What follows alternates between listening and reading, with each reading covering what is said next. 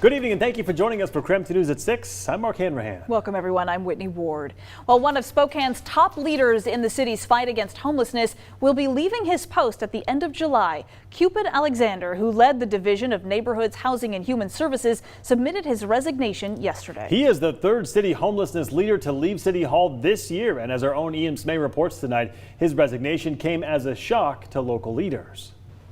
Cupid Alexander's resignation means that Spokane will have to find a new leader in its fight against homelessness and housing issues once he leaves next month. Alexander says his relationship with those he worked with is good, but that it was the right time for his departure. City leaders were shocked on Monday when Cupid Alexander, director of Spokane's Division of Neighborhoods, Housing and Human Services, formally submitted his resignation. No, it wasn't something that we'd anticipated. It's one of those things where you have talented employees at the city and they are recruited from time to time, and so it's something that you know isn't a possibility, but this is not something that we had anticipated. The shock wasn't limited to Mayor Nadine Woodward's office either. Alexander works closely with Spokane City Council. Councilmember Betsy Wilkerson says the council found out last night, and they weren't expecting the news. We were all surprised and extremely disappointed to hear the news, because he has been a valuable asset to the city.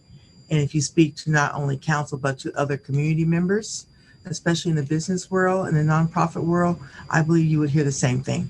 Alexander did not want to speak on camera for the story. He did release a statement and answered questions via email. He said he will be leaving the city to take on a role tackling similar issues in a different city.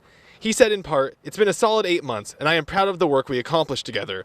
A city's most valuable infrastructure isn't its bridges or its roads, it's the people, and I appreciate the meals and time shared with those here. I wish for the continued success of the city as I move on in my journey." Alexander becomes the third leader from the Department of Community, Housing and Human Services to leave this year. Wilkerson says the turnover may be due to a lack of leadership and clear vision to tackle the issues facing the city. I will tell you, without a vision, the people perish, and that's what it feels like right now. The people are perishing because we haven't got our act together yet. Coddington did say that the position Alexander holds involves dealing with a lot of different community stakeholders, but he says Alexander's relationship with Mayor Woodward was a good one, and he was tasked with leading the charge on 2 of our administration's main issues. Yeah, they met on a regular basis, like I said, more so than any other division director since she's been here, and it's simply because he's got two of the major areas that she's focused on. Coddington also says the leaders that have left this year departed to take up jobs tackling similar issues, and that one left for a passion project. Alexander also voiced similar sentiments as Coddington. He said that due to the job offer he received, the timing was just right for him to leave. When asked if his interactions or any issues with resources played a role in the decision, he said in an email, "Though all of these are considerations, none of these are reasons for my personal decision to discontinue working in Spokane and transition to another journey at the end of next month." No matter the reason, Alexander will be leaving big shoes to fill. I think it's just challenging times to recruit good talent to any city. And so it took us a while to find Mr. Alexander, and I'm not real optimistic we'll find the right person anytime quickly. Coddington said it is too early to estimate how long the search for Alexander's replacement will take. His last day is July 30th. Reporting in Spokane, Ian Smay, KREM 2 News. Well, big news from the State Department of Health. 5.5 months after the mass vaccination site at the Spokane Arena opened, the site is closing down. Thursday will be its last day. Yeah, the reason? The state is now shifting how it vaccinates people. KREM 2's Regina On is live at the arena now with more on this week's closure. Regina?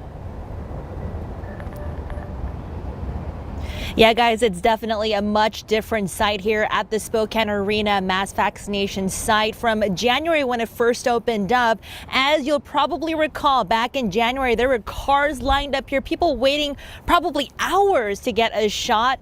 And you'll recall also whenever an appointment was opened up, I mean, it was taken within just a couple seconds to minutes. But now, of course, things are a little bit different. If you want a shot, you can get a shot.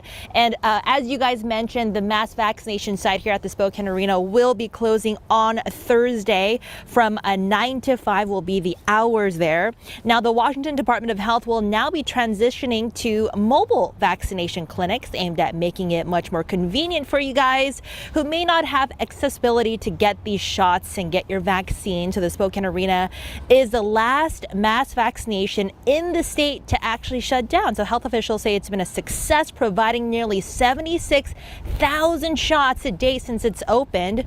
And also, if you'd like to get more information on where you can get a vaccine, just text your zip code to GetVax, GETVAX, or VACUNA to receive the addresses of those nearby sites.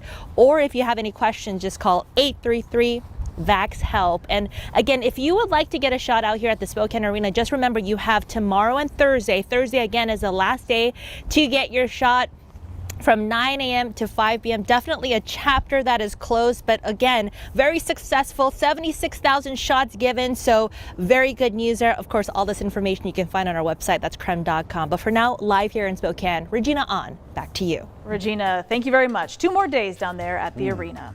Meanwhile, in Idaho, COVID-19 tests can now be done from the comfort of your own home. All residents have to do now is dial 211 for a free at-home COVID test.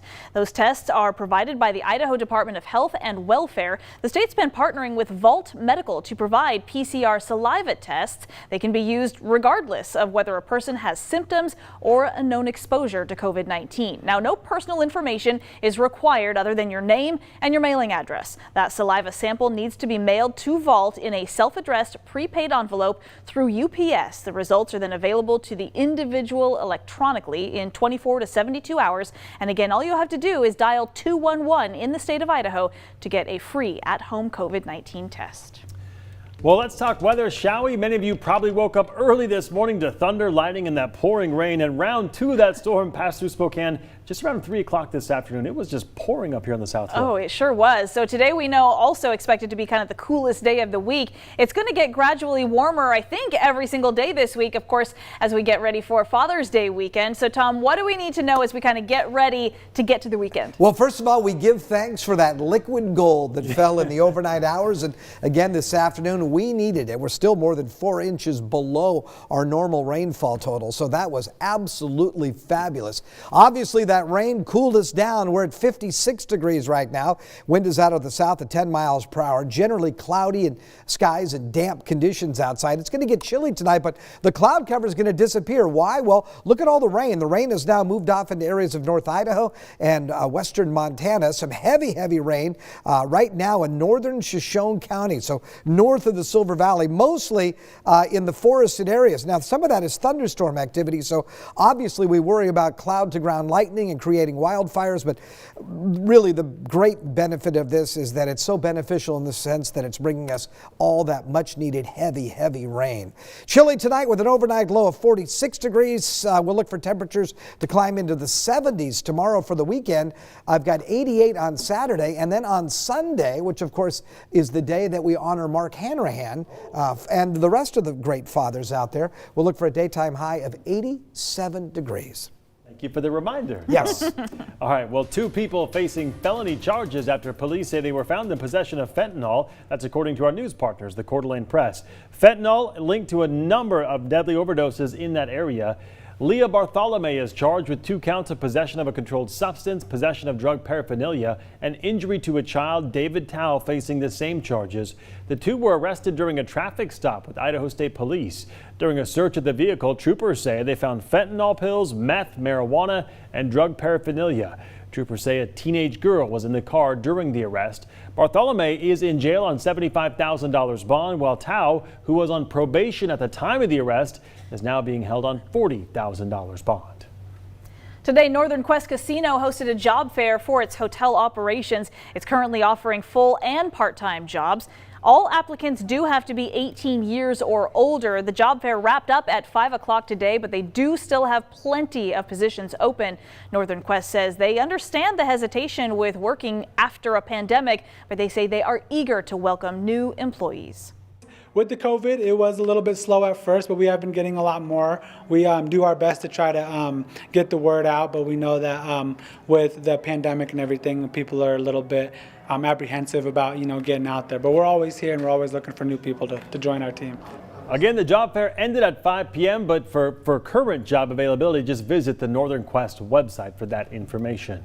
Well, the annual income in Washington increased 10% in 2020 during the COVID-19 pandemic, but That jump did not come from people making a lot more money. According to the state Employment Security Department, this was the largest annual increase in the state's recorded history, with the average yearly income increasing to nearly $77,000. The driving force behind the increase was lower income workers in industries such as food services losing their jobs after business closures, while higher paid workers moved remote and remained employed.